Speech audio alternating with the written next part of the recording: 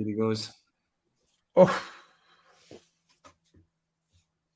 I'm a wee bit behind, of course. It was an unreturned. Oh no, hold on. A Djoko smash. And then a big forehand miss. Okay, cool. okay. So what I'll do is, because I'm a little bit ahead, I'll let you talk us through it. How are you doing, Damien? You all right? Sorry, I actually wasn't supposed to come on. It was accidental. Okay. He's away again. Hi, David. He'll be back in a bit. I think he must have thought that Novak's serve had won him the match, maybe. And we'll see him. I'm sure we'll see him in seconds. I think it was my unreturnable comment. I was like, pretty sure that wasn't coming back. Here we go, though. Second championship point, obviously. Really taking his time here. Taking a breather. Oh, I see. Maybe the crowd are still making noise.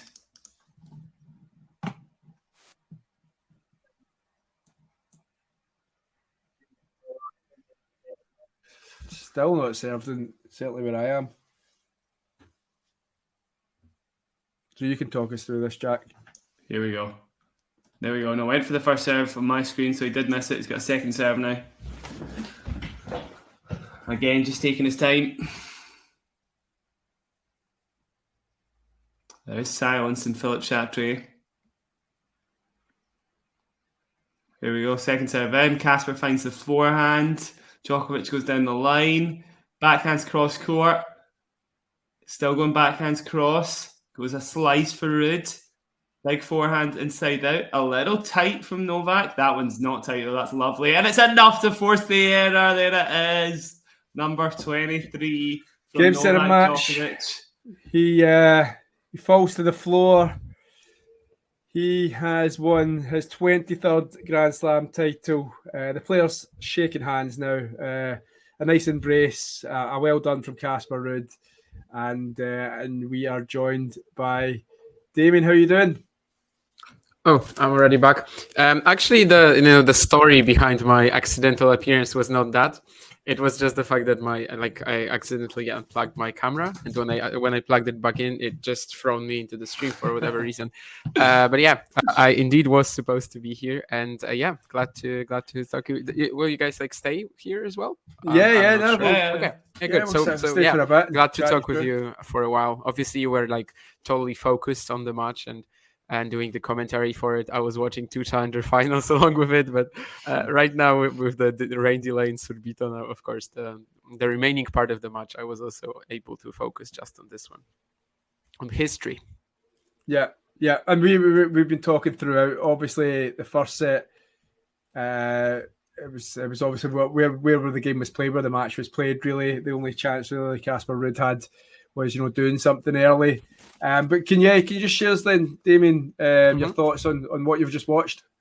I mean, before the match, I kind of expected that maybe Djokovic was not going to play as well as he did on Friday, simply because that was a huge match for him, and I thought that he used so much mental energy to get into that one with increased intensity. I guess I maybe kind of undervalued how much pressure was on him here today. Because for me, Djokovic has been, the statistical GOAT for the past, I don't know, a year or something.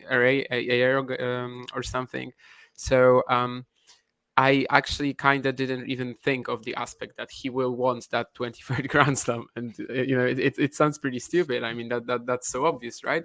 But I just kind of figured that after beating Alcaraz, that was the big match for him.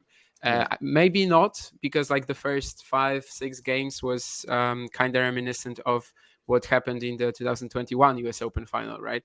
When he just played the biggest match of his career and faltered completely. Now, is the fact that he managed to get back into this match, is it because Ruud just wasn't able to put as much pressure on him as Medvedev? Maybe. I mean, for me, I still think that Djokovic actually woke up fairly quickly.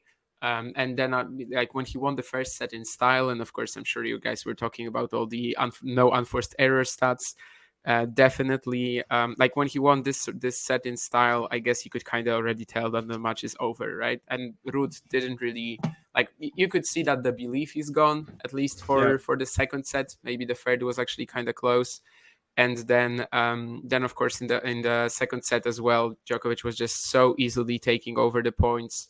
And in general, I guess everyone kind of knew that this was a matchup where if Djokovic leads the point, where if he can pin Ruud to that backhand corner, and this is something that I guess Djokovic does really well, like play against. Well, he does everything well, but I think he's really good at this, like playing these guys who want to hit a forehand from every single spot on the court, and like either playing through their stronger wing actually, or just keeping them in that backhand jail. And once he was actually in control of the point, there's just nothing Ruud can do. So just the good tactics which Ruud used in the first set, like putting so much height on it, keeping the ball even above shoulder height for Djokovic, they were also gone very quickly, and like all the forehand offense just became too overwhelming. So maybe not the greatest final, but last year was so much worse. At least we have like the historical aspect, which I guess was also in that Roland Garros final of Nadal, right? The historical aspect was there too. So we've not had a great French Open final for a wee while now, right? I feel like the team Nadal one is the last one I can think of that had some proper quality tennis. The one in four sets, or in 4 sets. The one in 4 sets. The first 2 sets were amazing, right? And then team just had nothing left for the latter 2. But the first 2, indeed, they were excellent. I mean, if Świątek beat Muchova just like she's beating 95% of the tour, it would really be extremely disappointing, because last year we had a couple of awful French Open finals, and these years would be maybe slightly better, but at least we had yesterday. Oh my god! Well, on the women's side, the Świątek final was incredible. I really, really enjoyed it. But obviously the history of this, I think, in terms of achievement, in just terms of the storyline, I'm not saying I enjoyed the actual tennis more, but this feels very momentous, and it does feel quite cool to have just watched it live, despite the fact that tennis was maybe a little underwhelming. And there's also that aspect of like, won't he in terms of going for the calendar slam now, because this is like the third time in his career that it's a possibility. Of course, one was ended very quickly by some query at Wimbledon, which at the time was such a huge shock. But also there's 2021 where, as we already mentioned, like he really just faltered mentally in that final against Medvedev. Right now, looking at Wimbledon, no one can really play on the grass besides Novak. He won the last 4 Wimbledons. You kind of have to like his chances to get to New York, which I guess, as usual, New York would be much more complicated just because there are other contenders as well. He wouldn't be like the overwhelming favorite, but again, maybe the ability to just, even at this stage of his career, just bring his best to this one particular event he really cares for, because it just didn't really matter like how he looked in Rome. Didn't really matter even that in many there were many occasions throughout this event when he looked really tired. It doesn't really matter. He just brings out the best out of himself in every single important moment.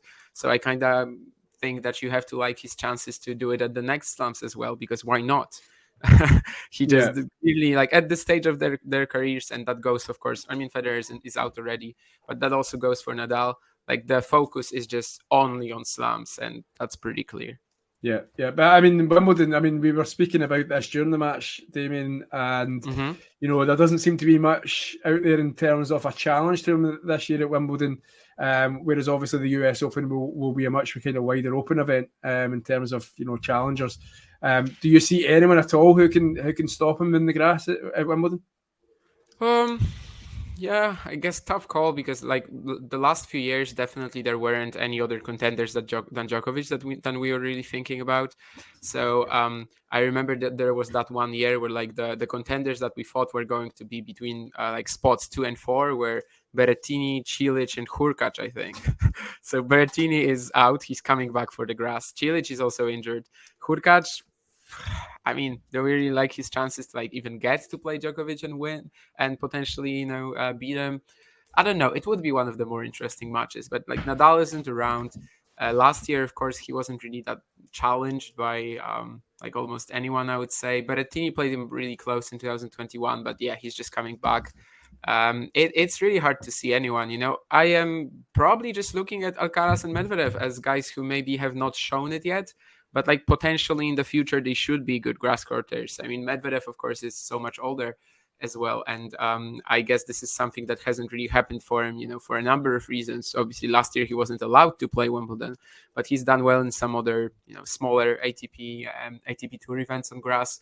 I always thought that, like, with the big serve that he has as well, and also how players, even of his height, of his physicality, have been able to move so well on the grass at least in recent years, in the new generation. And also, just the defense should still be working on grass. Also, the flat hitting, which just would make him maybe even more dangerous on the offense. Get better penetration. So I guess maybe not the guys who actually did that well in previous editions of Wimbledon, but maybe these two just, playing a warm-up event or two. I think Medvedev is supposed to play like at least 2 warm-up events on grass. Alcaraz only queens, and maybe just improving on the service to an extent where they could actually trouble him. But Djokovic is the overwhelming favorite, and it's nowhere near close to like what's going to happen at the US, where he would of course still be the first favorite, but like it wouldn't be him against the field. And here at Wimbledon, it definitely looks like him against the field right now. And Jack, we've ended the mystery, in terms of the 23 Lacoste tracks at top. There is one out there. He's wearing it at the moment. Me and Jack, Damien, we weren't sure if there was going to be one that was going to be coming out. So it is there. Can you just guys, both of you sum up, exactly, just what an achievement. John has been putting some of the well wishes, Nadal included, up on Twitter. But what a kind of an achievement. I know you, Damien, you mentioned that statistically he's been the greatest for a long time now already. But did you ever think you were going to see 23 Grand Slams for one male tennis player? I mean, of course not. Definitely when like Federer had 20, maybe when Federer had 17, everyone was like thinking about the possibility of Nadal and Djokovic catching up to him. But then when he won the next 3 and like almost won the 21st Slam, you probably thought at first that it was going to be too much. But clearly, I mean, they have moved the goalposts so much in terms of how long a tennis player's prime can actually last. Because can you really say that Novak Djokovic is like post his prime right now? I'm not sure I can. Like he actually is in many ways a more complete, a better player. Maybe physically he isn't quite up there, but do you really see it that much in his lateral movement? Do you really see that much in his speed? Maybe sometimes in the moments when he just looks somewhat out of breath, but he's still winning these matches. He's still outlasting guys who are so much younger. So I mean, the big 3 moved the goalposts in many, many ways, and one of them is definitely how long a successful tennis career can last. And 23 never really seemed like a possibility, but right now we are probably thinking, whether he can get to 25, 26. 30, I think, is probably not possible, but we've said it many times, so maybe I'm actually gonna be wrong even on that.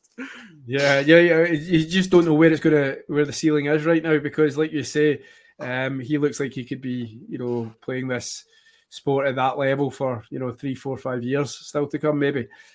Jack, what were you in terms of the achievement and what he's done here?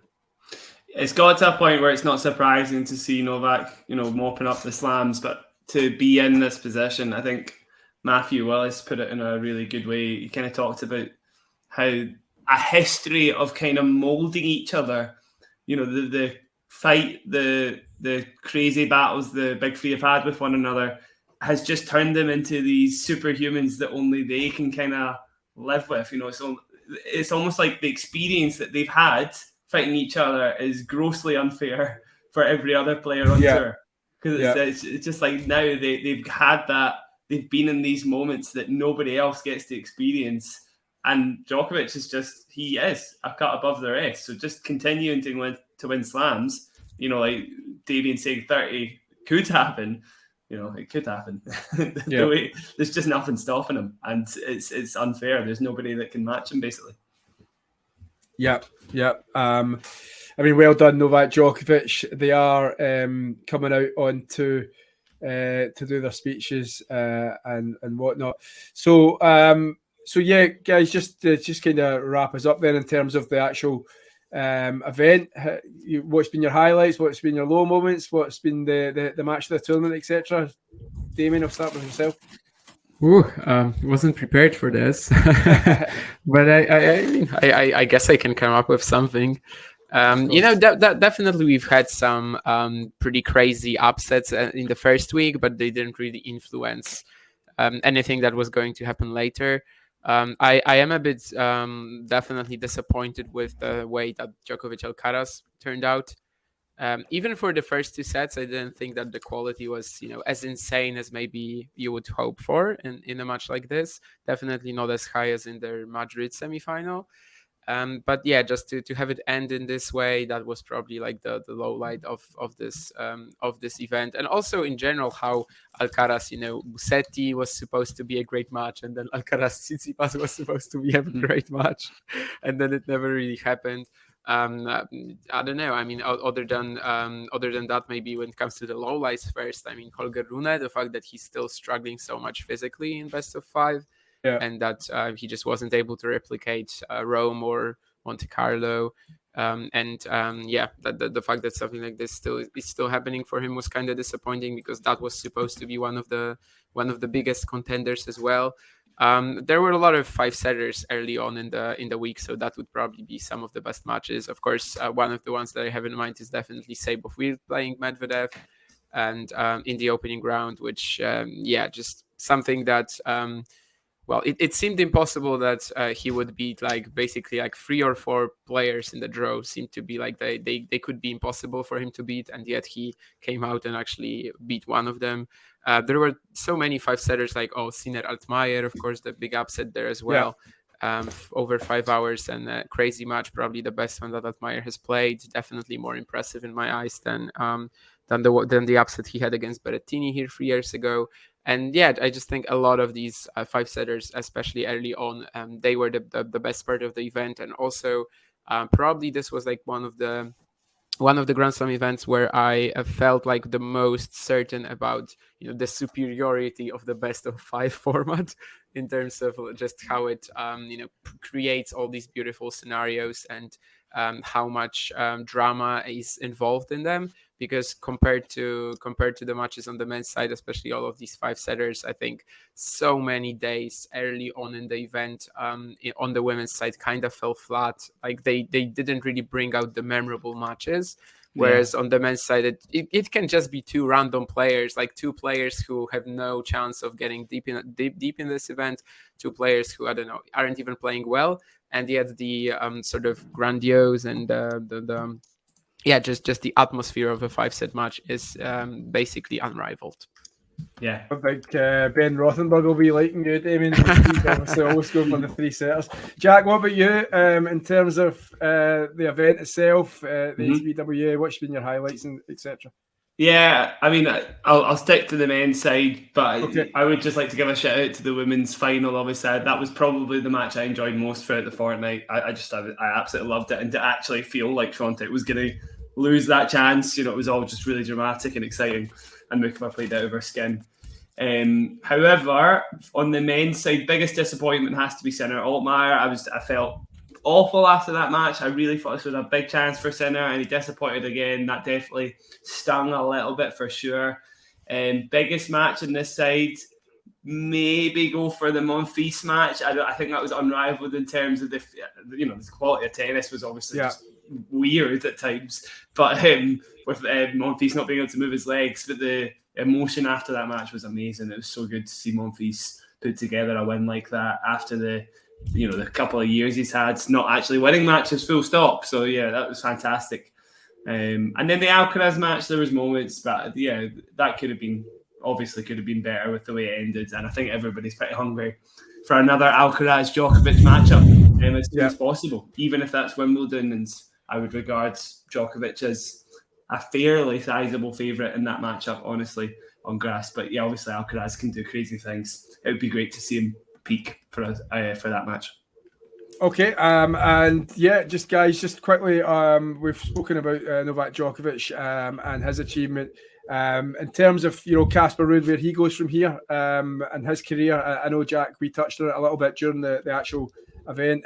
Damien, in terms of Casper Ruud, your thoughts on where he goes from here and his career in general so far. I mean, getting to 3 finals in 5 slams is ridiculous, obviously. Has he done enough to get rid of this reputation that he has of being a player who will get to these finals and then will never win them? Not really. I still think people don't forget or / don't realize how close he was to winning the US Open, because when he had these 2 set points in the third set against Alcaraz, he definitely was looking so much fresher. There was some serve and volleying from Alcaraz to just make the points shorter that he barely survived that third set. And I think if Ruud was to 1-up there, he probably wins it just based on how they were looking physically. But yeah, the matches against Nadal, Djokovic, they haven't been great. With Nadal, people have often said that it's because he idolizes him too much. Djokovic, he's played 5 times, hasn't taken a set. I just think it's a pretty dreadful matchup for him. Maybe Roland Garros can was a little better still for him than playing him indoors, of course, mostly because he could get the ball so high with the kick serve, with the forehand, of course, also even with the backhand. And I just still don't think that he's made that much progress in terms of potentially winning these. However, you take Djokovic, Nadal out of the equation, and it kind of looks like some other favorites, could slip up. So maybe he will get a better chance one day, but definitely just a little maybe disappointing that he lost all of his belief after the opening set today, because that was the main thing he did wrong, I suppose. He came out with confidence, he came out with great tactics, and that kind of went away. So yeah. I mean, and you could see it happening. So, Jack, just finally come to you again. Just same question in terms of Casper Ruud. Where does he go from here? What kind of impact can he make over the next few years? Yeah, I think what I was saying earlier about the fact that he's made 3 slam finals, David touched on it. It's a huge achievement, and that can't be underrated. Obviously, now joined most slam finals without a win. He has a chance if there's a slip up, but that's the problem. If there's a slip up, he's on a different league to Novak. He's a rung down. Same for Rafa. Obviously, he's at the picture now. But players like that are always going to have a 1-up against him. He does have weaknesses. The backhand is still a weakness. But players like that have won slams in the past, just not this generation, right? And this generation's pretty different. You need to be a complete player nowadays. Ruud probably isn't, arguably. I think maybe that's the difference. But my point is, if he does become a complete player, which other players have been able to do in the past, kind of Andy, you know what I mean? People have been able to raise their level. He will work hard. It could happen. I'm not writing him off yet. I'm not quite on the Ruud dragging train quite yet. You're choking to compare Casper Ruud to Andy Murray, but so we'll wrap it up there, guys. Jack, Damien, thanks very much for joining us and giving your thoughts. It's been 23 Grand Slams for Novak Djokovic. Next stop is Wimbledon, and we will all see you there and join us there. Thanks very much for today, and thanks for the last couple of weeks, guys, on the Last Ball Drop show as well. And look forward to seeing you guys in the future. All right. See you soon. See you. Thanks, Pips. See you later. If you enjoyed this video, make sure you hit that like button. Don't forget to subscribe and click that notification bell so you don't miss out on all things tennis.